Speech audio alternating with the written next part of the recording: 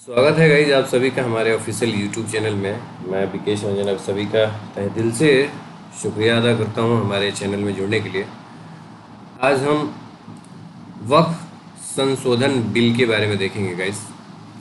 देखेंगे कि इस बिल से हमारे को क्या लाभ है और ये बिल क्यों अमेंडमेंट किया गया। काफ़ी दिनों से ये बिल चर्चे में था गाइज और आज फाइनली इसको अप्रूवल मिल चुका है। ठीक है, तो हम देखेंगे कि ये क्या है और इससे किसको लाभ होगा और इसमें क्यों अमेंडमेंट करने की आवश्यकता पड़ी है। ठीक है गाइस, सबसे पहले ये वक्फ है क्या, इसको समझते हैं। सब वक्फ की क्या है अवधारणा इस्लामी कानूनों और परंपराओं में निहित है। ये मतलब इस्लाम का एक अवधारणा है। यह मुसलमानों द्वारा धर्मार्थ या धार्मिक उद्देश्यों के लिए दिए गए दान को संदर्भित करता है। एग्जाम्पल के तौर पे मस्जिद, स्कूल, अस्पताल या सार्वजनिक स्थान को बनाना। इसका एक विशेषता यह भी है कि यह अविभाज्य है। अविभाज्य मतलब कि इसका हम बंटवारा नहीं कर सकते हैं, ना इसे हम बेच सकते हैं, ना हम इसे किसी को उपहार में दे सकते हैं। और इसको ऐसा माना जाता है कि जो भी वक्फ के अंतर्गत जो भी प्रॉपर्टी आता है वो ईश्वर में निहित होता है ना, ईश्वर में निहित होता है गाइस। तो आप लोग तो ये चीज़ तो समझ गए कि ये वक्फ है क्या। वैसे सार्वजनिक संस्थान जो मुसलमान यानी जो मुस्लिम समुदाय है उनके कम्युनिटी का हिस्सा हो, स्कूल, गांव या कोई ज़मीन, मस्जिद वगैरह कुछ भी हो सकता है। ठीक है गाइस, और ये अविभाज्य होता है, मतलब एक बार ये आ गया तो हम इसमें अमेंडमेंट करके इस प्रॉपर्टी को हम क्या फिर से प्राइवेटाइज नहीं कर सकते या कुछ और यूज में नहीं ला सकते। तो अभी देखते हैं ये वक्त क्या है। मैंने तो पहले ही बता दिया गाइस। उसके बाद क्या है, लंबे समय से चले आ रहे हैं मुद्दों का समाधान इसमें हो रहा है। क्या है मुद्दे, मतलब ये क्यों अमेंडमेंट करना पड़ा। तो अमेंडमेंट ये सारे पॉइंट्स जो मैंने लिख रखे हैं गाइस, ये पॉइंट्स हमारे लिए इम्पोर्टेंट है जो अमेंडमेंट करने के लिए बाध्य कर दिया। इसमें क्या था भाई, पारदर्शिता की कमी थी। मतलब ऐसा भी हो सकता है ना कि कोई कम्युनिटी किसी पर्टिकुलर जगह को क्या बोले कि ये वक्फ के अंतर्गत आता है। यहाँ पे सेकंड पॉइंट में वक्फ भूमि अभिलेखों का अधूरा सर्वेक्षण और म्यूटेशन, मतलब जो भी इसके अंतर्गत प्रॉपर्टी आती है उसका तरीके से सर्वेक्षण नहीं हुआ है। आजकल तो हर जगह जो भी है डिजिटलाइज कर दिया गया है। जो भी प्रॉपर्टी है इन सबको हम लोग डिजिटलाइज कराते हैं। गवर्नमेंट क्या करता है, इस पर टैक्स लेता है ना। तो इस तरीके से ये डिजिटलाइज्ड नहीं है ना, इनका सर्वेक्षण अधूरा है। उसके बाद ये पुरुष प्रधान है, इसमें महिलाओं के अधिकारों के लिए अपर्याप्त प्रावधान है। तो यहाँ पे महिलाओं को विशेषकर इसमें फ़ायदा मिलेगा। जो अमेंडमेंट हुआ है अभी उसको देखेंगे। एक और चीज़, अतिक्रमण सहित बड़ी संख्या में लंबे समय से चल रहे मुकदमे। वर्ष 2013 में 10,381 मामले लंबित थे जो बढ़कर 21,618 हो गए। अतिक्रमण क्या होता है गाइस, कि मतलब किसी पार्टिकुलर ज़मीन को बोल दिया गया कि ये वक्फ के अंतर्गत आता है और इस तरीके से क्या होता है कि उन ज़मीन को हथियाने का काम किया जाता है। तो इस तरीके से बहुत सारा मुकदमा अभी भी चल रहा है। 2013 से आप देख सकते हैं लगभग 80% इंक्रीज हुआ है यहाँ पे इन मुकदमों में, है ना। तो इसलिए भी इम्पोर्टेंट था कि अगर इन ज़मीनों का सर्वेक्षण तरीके से हो जाएगा तो इस तरीके के मामले नहीं आएंगे। ठीक है गाइस, किसी भी संपत्ति को अपनी जांच के आधार पर वक्फ संपत्ति घोषित करने की वक्फ बोर्डों की अतार्किक शक्ति है ना। ये तो मैंने अभी बताया ना गाइस कि ये लोग क्या करते हैं, किसी पर्टिकुलर ज़मीन को अपना बोलने लगते हैं। सरकारी भूमि को वक्फ घोषित करने से जुड़े कई विवाद, मतलब गवर्नमेंट प्रॉपर्टी को भी ये लोग वक्फ के अंतर्गत लेके आने का कोशिश करते हैं ना। उसके बाद वक्फ संपत्तियों का उचित लेखा जोखा और लेखा परीक्षण का अभाव। वक्फ प्रबंधन में प्रशासनिक अक्षमता, मतलब प्रशासन को भी लिमिटेड पावर दिया गया है। ट्रस्ट संपत्तियों के साथ अनुचित व्यवहार। और उसके बाद केंद्रीय वक्फ परिषद और राज्य वक्फ बोर्ड में हितधारकों का कम प्रतिनिधित्व, मतलब केंद्र और राज्य जो हितधारकों हैं उनका प्रतिनिधित्व बहुत ही कम है। तो अभी क्या किया जाएगा कि प्रतिनिधित्व को बढ़ाया जाएगा। ठीक है भाई, अब धीरे धीरे आगे बढ़ते हैं। वक्फ विधेयक का आधुनिकीकरण के बारे में देखते हैं। इसमें क्या बोल रहा है, इसमें 4 तरीके से अभी जो इसमें संशोधन किया गया है, 4 तरीके से किया गया है। 1 बाई 1 इसमें हम देखेंगे। वक्फ संपत्ति के रूप में घोषित गैर मुस्लिम संपत्तियां, अगर ये मुस्लिम प्रधान समाज का अगर ये बिल है या मुस्लिम समुदाय का है, तो इसमें जो मुस्लिम समुदाय का ज़मीन है, संपत्ति है, वही इसमें आ सकता है। लेकिन जनरली क्या है कि जो वक्फ संपत्ति है, गैर मुस्लिम संपत्तियां भी उसमें आई है, तो उसका ही संशोधन इसमें होगा ना। विधेयक 2025 का उद्देश्य विरासत स्थलों और व्यक्तिगत संपत्ति अधिकारों की सुरक्षा करते हुए वक्फ संपत्ति प्रबंधन को सुव्यवस्थित करना। विभिन्न राज्य में वक्फ संपत्तियों के दावों को लेकर विवाद देखे गए हैं, जिनसे कानूनी लड़ाई और सामुदायिक चिंताएं पैदा हो गई हैं। हाँ गाइज, मैं कुछ एग्जाम्पल के साथ भी इसे डिस्कस करूंगा। सितंबर 2024 के आंकड़ों के अनुसार 25 राज्यों केंद्र शासित प्रदेशों में वक्फ बोर्डों में 5973 सरकारी संपत्तियों को वक्फ संपत्ति घोषित किया गया। मतलब कहीं का भी जमीन को वक्फ संपत्ति, इतने सरकारी संपत्तियों को वक्फ संपत्ति घोषित कर दिया गया। इसका कुछ उदाहरण देख लेते हैं। मैं 3-4 एग्जाम्पल यहाँ पे बताऊंगा। तमिलनाडु जो हमारा साउथ में है ना, ये अपना एक मैंने ऐसे ही मैप बना दिया। तमिलनाडु जो है, वहाँ पे थिरुचिराई गांव का एक किसान अपनी ज़मीन बेचने में क्या था, असमर्थ था। क्यों? क्योंकि वक्फ बोर्ड ने पूरे गांव पर अपना दावा ठोका था। इस आवश्यकता के कारण वह अपनी बेटी की शादी के लिए गए ऋण के लिए अपना ज़मीन को वो नहीं बेच सकता था, क्योंकि वो ज़मीन विवादित हो चुकी थी गाइस। उसके बाद और एक एग्जाम्पल देखें, ये बिहार का है एग्जाम्पल। सुन्नी वक्फ बोर्ड के पूरे गांव पर दावे से 7 परिवार प्रभावित हुए। वो गांव का नाम है गोविंदपुर, बिहार में है, और उसका मामला अभी भी पटना उच्च न्यायालय में चल रहा है। केरल में भी एर्नाकुलम जिले के करीब 600 ईसाई परिवार अपनी पुश्तैनी जमीन पर वक्फ बोर्ड के दावे चुनौती दे रहे हैं। कर्नाटक में भी 1500 एकड़ जमीन पे वक्फ बोर्ड क्या बोल रहा है कि भाई ये वक्फ बोर्ड के अंतर्गत आता है। तो इस तरीके से बहुत सारा मतलब शिकायतें सुनने को मिल रही है। उत्तर प्रदेश में भी भ्रष्टाचार और कुप्रबंधन के खिलाफ कई सारी शिकायतें आई। तो इस वजह से भी वक्फ बोर्ड में विधेयक में हमें क्या करना पड़ा, अमेंडमेंट यहाँ गवर्नमेंट को करना पड़ा। आगे देखते हैं गाइस।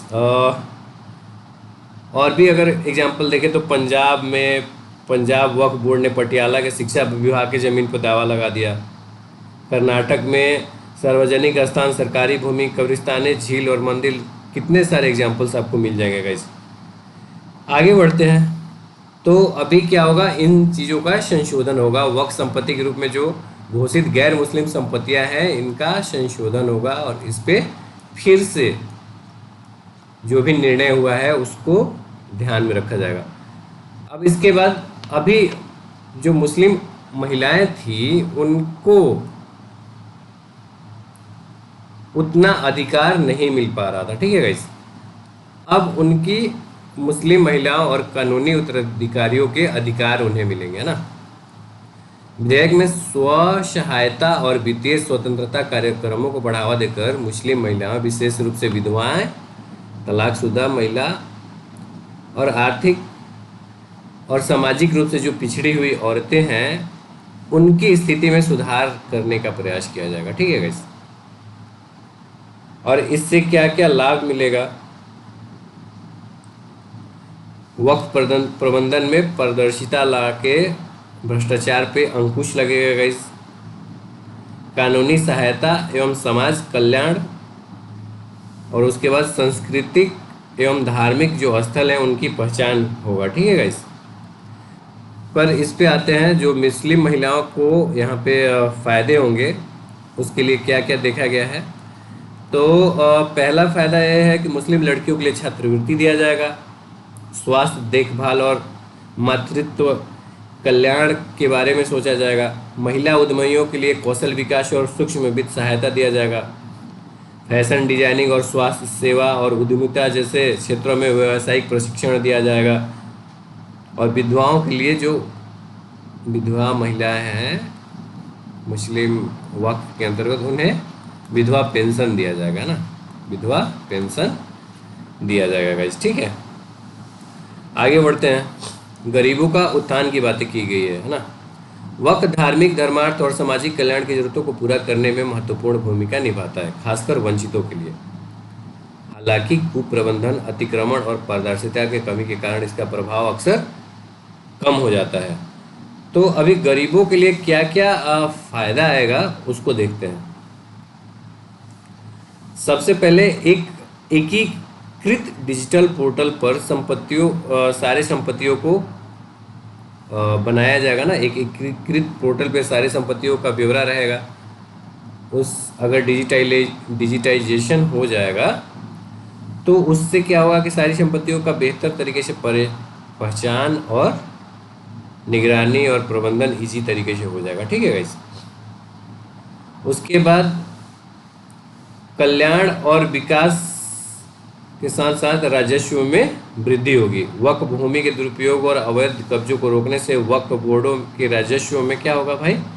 वृद्धि होगा, जिससे उन्हें कल्याणकारी कार्यक्रमों का विस्तार करने में मदद मिलेगा। स्वास्थ्य सेवा, शिक्षा, आवास और आजीविक सहायता के लिए धनराशि आवंटित की जाएगी, जिससे आर्थिक रूप से कमजोर वर्गों को सीधे लाभ होगा।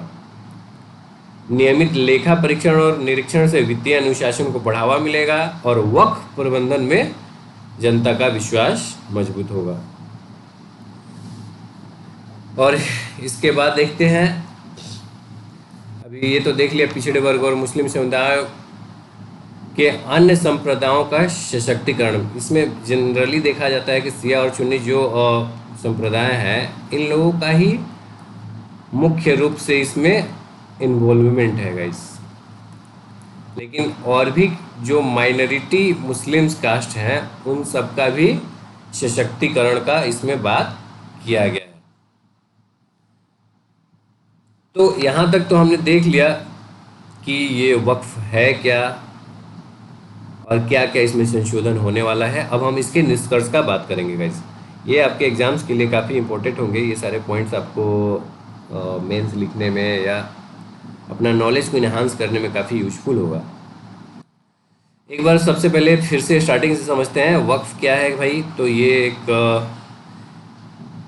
बोर्ड है जिसके अंतर्गत कई सारे सरकारी संस्थाएं, स्कूल, कॉलेज, अस्पताल वगैरह आते हैं, जो समाज के कल्याण के लिए ही मेनली कार्य करता है। अब इसमें अमेंडमेंट इसलिए आया कि जो वक्फ बोर्ड था उसका प्रबंधन अच्छे से नहीं हो रहा था, अतिक्रमण की कई सारे बातें सामने आ रही थी, लोग सरकारी ज़मीनों को भी वक्फ बोर्ड के अंतर्गत बोल रहे थे।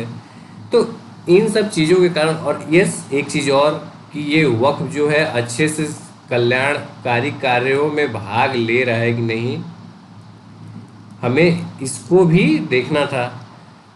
तो इन सब चीज़ों का तरीके से प्रबंधन हो उसके लिए हमें इसमें संशोधन करना पड़ा।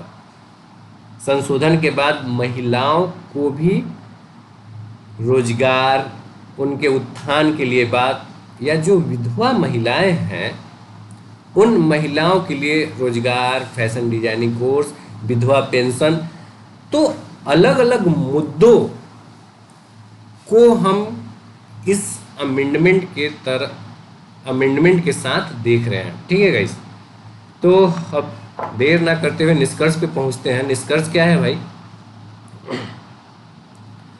तो वक्फ संशोधन विधेयक 2025 वक्फ प्रशासन के लिए एक धर्मनिरपेक्ष, इन पॉइंट्स को दिमाग में, धर्मनिरपेक्ष, पारदर्शी और जवाबदेह व्यवस्था तय करता है ना। धर्मनिरपेक्ष, पारदर्शी और जवाबदेह व्यवस्था तय करता है। इन चीज़ों में क्या है, कमी थी, अब इन चीज़ों के लिए एक प्रॉपर सिचुएशन बन रहा है। तो अब जवाबदेही तय करना होगा, है ना। जहां वक्फ संपत्तियां धार्मिक और धर्मार्थ उद्देश्य की पूर्ति करती हैं, उनके प्रबंधन में कानूनी, वित्तीय और प्रशासनिक जिम्मेदारियां शामिल होती हैं, जिनके लिए सुव्यवस्थित शासन की आवश्यकता है। वक्फ बोर्ड और केंद्रीय वक्फ परिषद की भूमिका धार्मिक नहीं बल्कि नियामक है। हाँ, और ये वक्फ बोर्ड धार्मिक नहीं, ये नियामक होगा। ये सिर्फ एक संप्रदाय को नहीं, सभी को देखेगा, है ना। धर्म निरपेक्ष होकेगा इस जो यह विधेयक हितधारकों को सशक्त बनाकर और शासन में सुधार करके देश में वक्फ प्रशासन के लिए एक प्रगतिशील और निष्पक्ष ढांचा तैयार करता है। तो आशा है आप लोगों को समझ में आया होगा। हमने यहाँ देखा कि निष्कर्ष में कि अब क्या होगा कि जो वक्फ बोर्ड है उनको धार्मिक, प्रादेशिक और जवाबदेह होना पड़ेगा। वक्फ संपत्तियां धार्मिक और धर्मार्थ उद्देश्यों की पूर्ति करती है और उनके प्रबंधन में कानूनी, वित्तीय और प्रशासनिक जिम्मेदारियां भी शामिल होती हैं। तो अब उनको क्या होगा, तरीके से सुव्यवस्थित शासन की आवश्यकता होगी और उन्हें दिया जाएगा। ठीक है गाइस, और यहाँ पे ये भी कहा गया है कि ये जो भूमिका है इनकी, वो धार्मिक नहीं, वो नियामक है। मतलब वो कानूनों से बंधा होगा और सार्वजनिक हितों का रक्षा करेगा।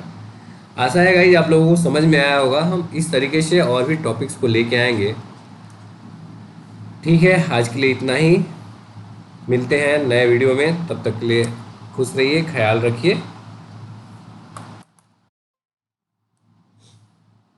मिलते हैं नए वीडियो में गाइस। Thank you.